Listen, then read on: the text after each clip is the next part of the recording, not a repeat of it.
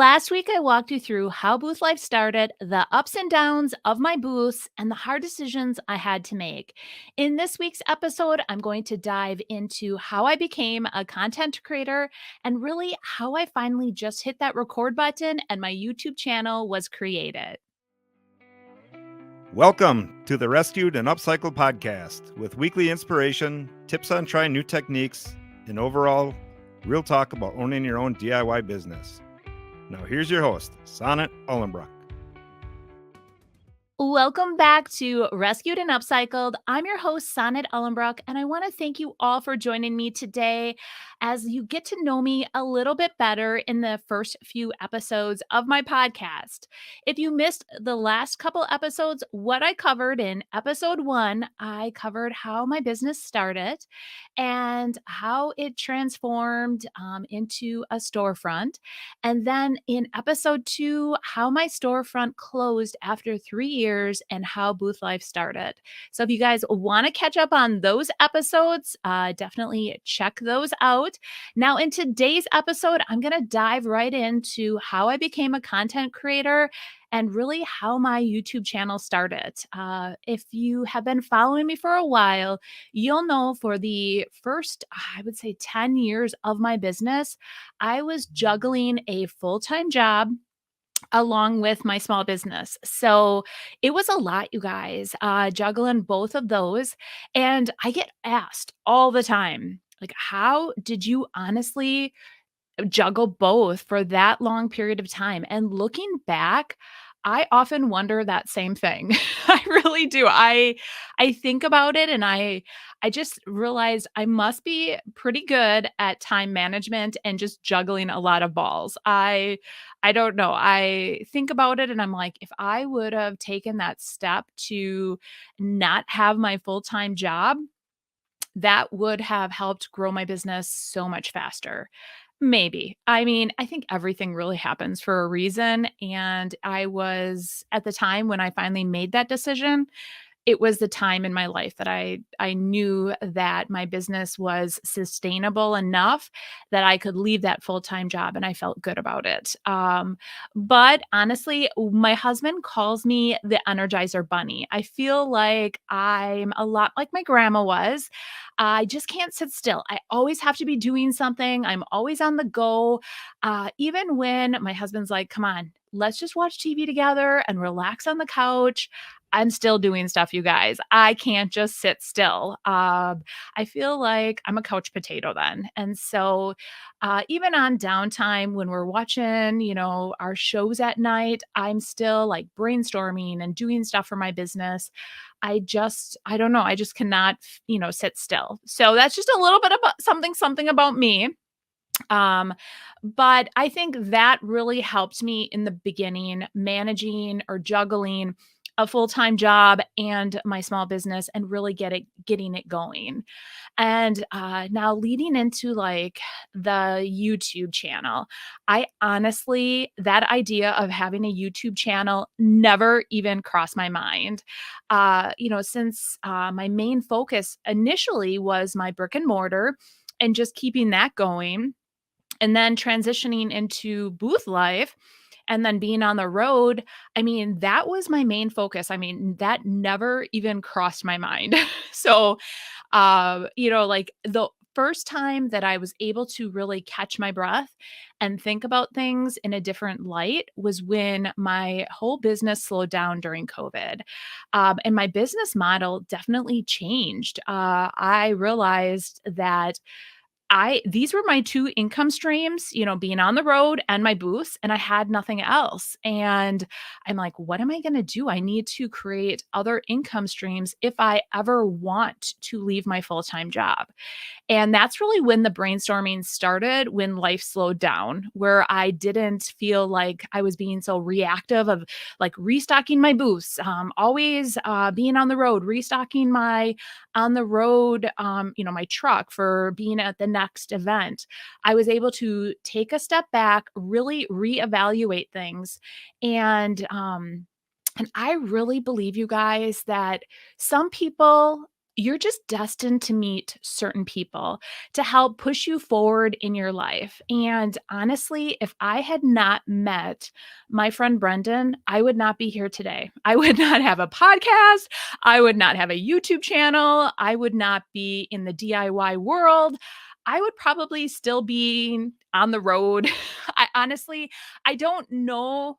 I can honestly say I would never have started a YouTube channel without Brendan.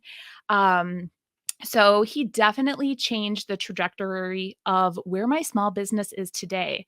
And you may ask, like, how did you meet Brendan? Well, I actually had at my full time job, I would mentor a lot of the new folks that would come in, and I was able to mentor him. So he was a newbie coming into our department, and I would take these new hires and basically take them under my wing and show them the ropes. And one thing that I discovered is once COVID hit, things definitely changed. New people coming into the business really felt like I wouldn't say segregated, but they felt they did not have they just didn't feel the same as, like, if the new person would be in the office. I mean, they were all by themselves at home. They couldn't just jump over into my cube and ask me a question. So I just tried to always make them feel more at home in the company. And so one thing I would do is I would always ask him a lot of questions. Like, I wanted to get to know him better. I wanted him to realize that we were friends. He could rely on me. We could talk about all things, work related. And if he had to just, blow off some steam about something else, he could call me as well. And that's kind of how the office environment was, where, you would just pop in and say, hey, like, what's going on? This is what I had for lunch. And, we chat about all the things. When you're not in the office, you can't just easily jump over to somebody's desk. So I wanted all of the individuals that I mentored to feel like they had that where they could call me and we could chat about other things other than just work. Um, just to make them feel more like acclimated to the business. So, anyways, so I started to find out more about him, and really quick into our friendship is we had a lot of things in common. Both of our families are from Wisconsin. We love going up north. We love going boating. We love fishing, all the things. And we just hit it off. So we became really good friends just on that aspect of it. And then once we started talking about all those things, Brendan is a really good salesman, you guys. So he flipped the coin and then he started asking me questions. And so I opened up about telling him about my small business and how I was juggling, a full-time job and my small business. And like basically like everything that I told you guys in episodes 1 and 2 about where my business started and how it got to be at that point in my life. And his first response to me after listening was, "Why don't you start a YouTube channel?" And there was like crickets because I'm like, what would I do with a YouTube channel? No, I mean, like, I think of a YouTube channel as like how-to videos, and I just could never figure out initially, like, how a YouTube channel would be something that I could provide to my customers. Like, what would I show them or tell them? And, again, being the good salesman that he was, he proceeded to give me all the benefits of having a YouTube channel. And I started to laugh. And if you guys have been following me on my lives or even on some of my videos, when I get nervous about something, I have this nervous laugh, and it's the thought of doing something that kind of made me a little bit ill. It was definitely would be something I would be stepping out of my comfort zone, and I had really no idea where to even start. And so, I said, "Oh, thanks for the idea. I appreciate it that you're looking out for me." And I kind of like brushed it off, but he kept on bringing it up. And he's like, "Have you thought about it a little bit more?" "I've been thinking about it." And the reason why he was so set on a YouTube channel is because this was his dream. He was, in his early 20s, and he loved all these channels that he watched. And his dream was to start his own YouTube channel. And he had bought a lot of the equipment and he had done a lot of the research, but his niche was completely different than what my niche would be. So, but he's like, do some research, look into it. And again, he went back to like a lot of, how it could benefit my business, like how I could get so much more exposure. And my thought process at the time was, I'm local. Like, I mean, why would I need exposure outside of Wisconsin or even like outside of like the Fox Cities area? Because my booths are local and, everything like on the road when I go to even vendor events, it's all local. So I guess I could get, find more people locally, and that's where, like, my brainstorming, like, kinda started, and then I thought, "Ugh, I will have to come up with a ton of videos." I started doubting, like, my ability as a creator. I started thinking about, a lot of the negative, like, What if I can't come up with something, and what am I gonna do?" And I started, like, that downward spiral, and I try not to do that. I always try to be really positive and upbeat and think about the positives of a situation. So again, Brendan was very persistent and he kept bringing this up to me and he kept planting more seeds to this idea. And that is when I finally decided, okay, I'm going to try to figure out, where I want to take this. What can I do? So one weekend, I finally just sat down on the couch and I started to brainstorm. Like, I just started, typing in, like, different I pulled up YouTube on my TV, and I would type in, like, DIY, upcycling. I typed in, I was just trying to type in all these different words and see what channels came up and what, like other people were doing or what they, like where their channels were.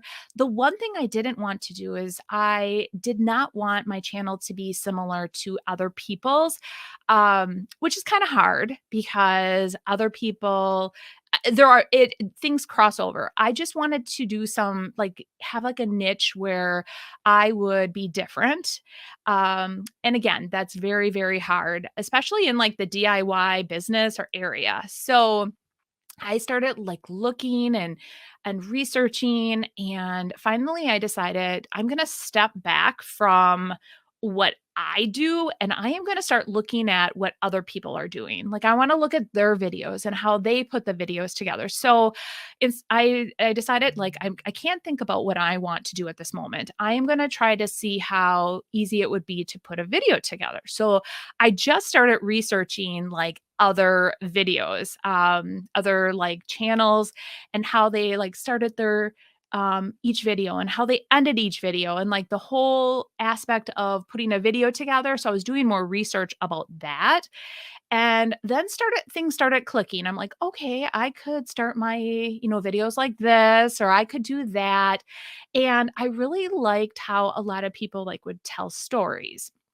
And so I'm like, "Oh, I could like, like showed little clips of different things." And I decided I could do something like that. I started like taking all the seeds that Brendan had planted and I started thinking about how I could apply them to my life and my business. And it was interesting. Like when I was starting to do all this research and about putting videos together, you guys, that is when I stumbled upon Think Media and Sean.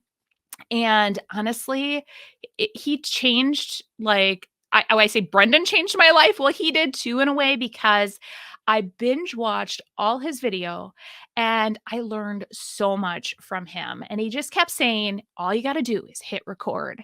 And I'm like, oh my gosh, I have to hit record? Oh, like, what am I going to say? And I had to finally say to myself, nobody is watching you. You're just recording yourself. Just hit record. Like, I kept thinking like, "Oh my gosh, if I hit record, people are gonna hear me, see me." And I'm like, "No, you did not put it out there, Sonnet. You can just hit record and practice." And that's what I finally did. I am just going to hit record and I am going to try to talk. And I remember the first time I did that, I hit record and I was like, I don't even know what to say. And what am I going to talk about? And then I realized now I need to do more research and figure out what I want my channel to be about. Now that I have gotten enough, I am able to hit that record button. Now let's take it back to the drawing board and figure out what my channel I want it to be about. And that's when I was like, at that same time, I was offered Water Street Vintage. And so I thought this would be a perfect opportunity to bring them along my journey of like booth life and some area, the different aspects of my business.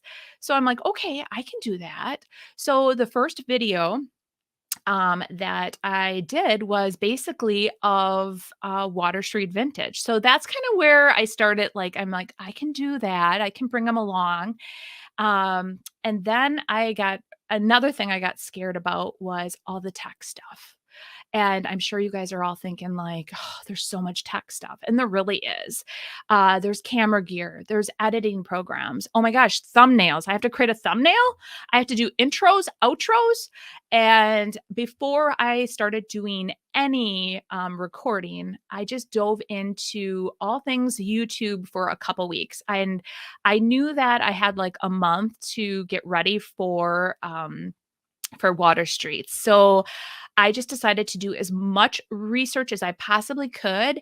And I watched just a ton of how-to videos, like how to create a thumbnail, what should be on a thumbnail. And believe me, my early on thumbnails have completely changed to what they are now. And maybe I still need to tweak them and perfect them. I think that you should always be tweaking and perfecting everything and learning. Anytime, like in a small business, you're always learning and perfecting. And YouTube is a small business, is part of your small business. So then camera gear. And I was ready. I was ready, you guys, to buy a camera. I did a ton of research. Brendan had a camera too, and I was thinking about buying his. And then I decided, what if I don't like this? What if I invest all this money in gear and I don't like doing this? I decided then I am going to just use my phone. And I had an iPhone, and the iPhone's cameras and like the video portion of the equipment, it was phenomenal. So they have done so many upgrades that I started taping with my iPhone, and it was great. So that took care of the camera gear. I'm like, okay, I'm going to use my camera. I got my thumbnails down. Now, what am I going to do for editing? And that is when I reached out to my brother because he has a friend who, he's like the most amazing videographer. He does like he's just so good, you guys. And I said to my brother, could I have his contact info so I could reach out to him and ask him like what he suggests? I mean, he makes it look so easy. Obviously, editing is not easy, whether you have an easy software program or not. But he actually was really super nice. And he said, for somebody who is just starting off, I would recommend Premiere Rush. Most people use like Premiere Pro or some other high end editing software, and there is such a learning curve. And if you don't know you're going to do this long term, Premiere Rush is inexpensive. You can do it right from your phone, and it's very user friendly. So I downloaded the software on my phone. It's like an app, and I started playing around with it. And I did like some short videos of like Caitlin. And very quickly, I was able to figure out how to pull in clips, edit, cut, do voiceovers. And it was very easy to use. So that's where I got a lot of the gear out of the way, or like, the different techie stuff. One thing that I would recommend if you guys are considering starting a YouTube channel, that is all important, but lighting. I early on did not realize the power of lighting, and I didn't even have a ring light. I was like relying solely on like lighting, like in my home lighting, and I was like relying on bright days, and honestly, you can't rely solely on that. So I would recommend number one, getting a good ring light right up front. And then I have these box lights too. So it took a little bit. And if you'll know in my first few episodes or my videos, the lighting wasn't that great. And looking back, I kind of cringe on some of those episodes, but it was all worth it, you guys. It really was. It's a learning experience. And if I never had experienced that, I just think it's all about life experiences. So now moving on to my videos. So now that I had all that tech gear stuff and watched a ton of how-tos, and I felt like pretty good about where I was going to take my content, or I thought I did. I thought, okay, the first two episodes, I can do this. My first episode is going to be getting ready for Water Street. And then my second episode will be setting up for Water Street. And I literally had my camera set up. I was doing all the things. I put out those two first videos, and I got a couple watches. Yes, it started off very slow. And then after I got those two videos, I'm like, what am I going to do next? Now I have to come up. Now it came where I was trying to figure out, I was being really reactive. Like, what is my next video going to be? I'm like, okay, I'll do a thrift haul. I'll go thrifting and I'll show them what I got. So I did that. And then I did a furniture flip. And that went over, pretty good. And then I did a video. It was like week 6. And I remember this because I had used this like denim blue chalk paint, and I had done a whole vignette, put the video out, and it kind of like semi blew up. And I'm like, oh my gosh, I'm getting views and I'm getting likes or subscribers, and things are going great. And next thing know, in that first 6 weeks, I had hit 1,000 subscribers, which was like, I like almost fell over. So one thing that I do is I set goals, you guys. I am a goal setter to the end. I always like to feel like I have to-do lists and I have goal lists. And my goals for my YouTube channel were, if I could hit 1,000 subscribers in 1 year, I would feel like I had accomplished a lot. I would feel like I was famous, because that is your ultimate goal, is to hit 1,000 subscribers. And you want to try to get like monetized as well on YouTube, and that is having 4,000 watched hours.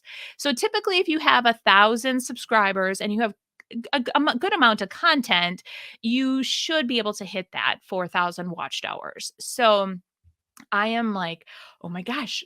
All of a sudden, I hit that 1,000 subscribers, and I did not have 4,000 watched hours. So it took another couple weeks. I think it was like at week 8. Then I hit that 4,000 watched hours, and I was monetized. And I literally almost fell over, you guys. So it's like, no way would I have ever thought that within like a couple months that I would have hit all those metrics. And so, I'm talking to my husband about it. I'm so like excited. And my daughter walks in and she's like, you know, to be famous though, you have to hit 10K. Like, okay. I'm like, I am just excited that I have 1,000 followers, like a subscribers following me and watching my videos. And I felt so blessed, you guys. Like, it was the best moment of my life when I hit that. And I'm like, okay, so I am going to just keep on going. And my next video came out. And this video I used music on. And this is where I had a big blooper. My blooper was, I did not realize that.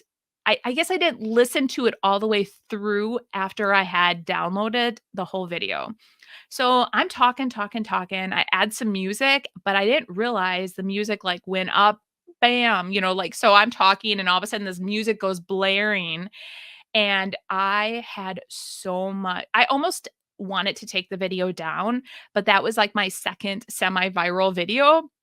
that I just couldn't. I'm like, "Oh my god, people are still watching it. They like the content. I don't know why the algorithm of YouTube picked this up, but I can't take it down." But everybody, like not everybody, like a lot of people were like, "I was listening on my AirPods and all of a sudden you blew my eardrums out." I'm like, "Oh my gosh, I am so sorry." So you have bloopers along the way, but you have some really great listeners.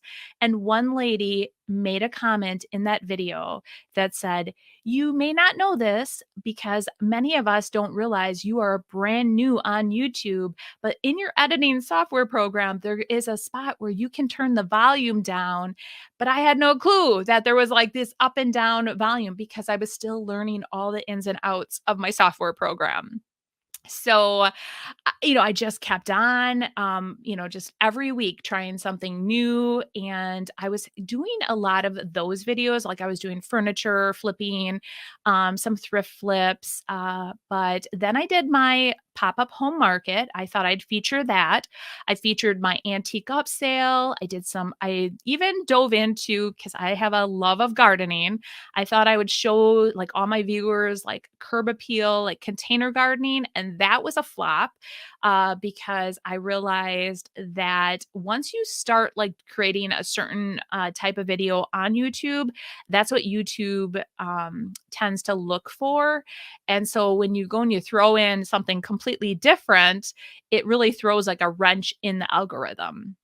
So, anyways, I was kind of randomly just putting stuff out there. I was like kind of like throwing spaghetti at the wall and seeing what stuck, what went over really well. I still didn't exactly know where my channel was going at this point, and just trying different things. And then I did a thrift to treasure, and it really took off. And once I started doing those and realized how much people loved seeing what I thrifted, what I would do to that thrifted item, my vision, things really started taking off on my channel, and my channel started growing really good. And I was excited. So after my first year of being on YouTube, I hit 5,000 subscribers, and I was so proud, you guys, when I hit 5,000. Every milestone I feel so proud of because I put in a ton of work into my channel, and it just makes me so happy when people are inspired, and I feel so much joy in, like, teaching and inspiring, and it makes me so happy. And I just really have a true love of creating and doing all those things. So that is really how everything transpired, how my YouTube channel started, how I finally niched it down to my I love doing thrift to treasures, thrift hauls. I love showcasing then how I take those items and put them in my booth. And I just don't have enough time to do I upgrade it from one video a week to two, and there still is not enough time to really show all those aspects of my small business. So I know like sometimes when I start doing a lot of thrifted treasures, then people are like, "Where are your thrift hauls?" And then I do a thrift haul, a bunch of those. And so I'm still trying to find a happy balance of what I'm showcasing each week, but I'm loving it, you guys. And I know that when I started going live, people were very concerned that I would stop doing my videos, and that is never going to stop because I enjoy YouTube so much. It is like my number one social media platform that I love being on. YouTube, yes, there is an algorithm, but it's still it's for you guys. It's for you, the viewers. You make the algorithm of what you want. And I want to put out content that you guys love and like want to watch. So that's why I love receiving comments. But what I do not love, and I am just gonna let you guys all know, is I realized that nobody likes unkind comments or remarks, but there's always a way to make a comment that is not mean. You don't have to be mean to give good criticism. You can say it in a nice way. And I've only had to block, like, I think 2 to 3 people, like officially block them because of how cruel they really were. But very early on, I realized that I am just not everyone's cup of tea. And really, if they don't like me, they can just move along, if they don't like my sing songy voice. So I had been given that comment several times that I have a sing songy voice. Honestly, you guys, I have no idea what that actually means. And I think my voice kind of goes up and down, and I have a Wisconsin accent, but I don't know. I just still to this day laugh. I laugh about it because I'm like, it is what I like. One lady actually asked if I could talk normal. And I think I did finally respond to her saying that this is how I talk, and I'm talking normal.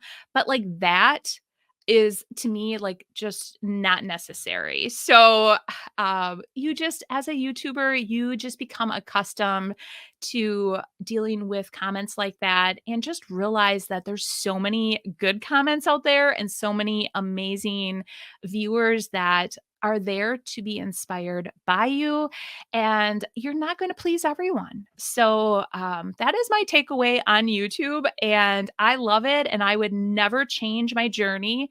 On April 5th of this year, I will have been on YouTube for 3 years. I look back and I'm like, I feel like it was yesterday that I started the channel and I was doing the research, and look where I have come. I have come so far, and I want to keep growing it, and I want more and more people to find out about me, and I want to keep inspiring people. So again, it just, as your small business grows, all areas of like YouTube will grow differently. Everything is ever changing. And I have seen some comments say like your channel has changed so much. Yes, it's because I have grown as a creator. I have grown as a small business owner. So my channel is going to change with the growth of my small business and me as a creator. Like I wanna do different things, and that's it's ever changing. So, I think some people want things to stay as is, but nobody can just stay stagnant the way it was, like, at the beginning. You have to change and grow. So with that, um, so that was really a wrap of this episode and how I became a content creator. Now, in next week's episode, I'm really going to dive into how I went from just creating, videos on YouTube to expanding to all my social medias and opening up my online store and upgrading my website, and really that growth or that change in my business and how that has affected my small business as well. So I really do hope that you guys enjoyed today's episode of how I became a content creator. And then if you are watching on any of the podcast platforms, or I should say listening on all the podcast platforms, don't forget to rate, review, and subscribe so you don't miss out on an episode. And you guys can also find me on Instagram and Facebook at Sonnet's Garden Blooms, where I am going to start putting out sneak peeks of upcoming episodes. And I put out a ton more content over there. All right. Well, I hope you guys again enjoyed today's episode, and we are going to see you guys next week. Bye.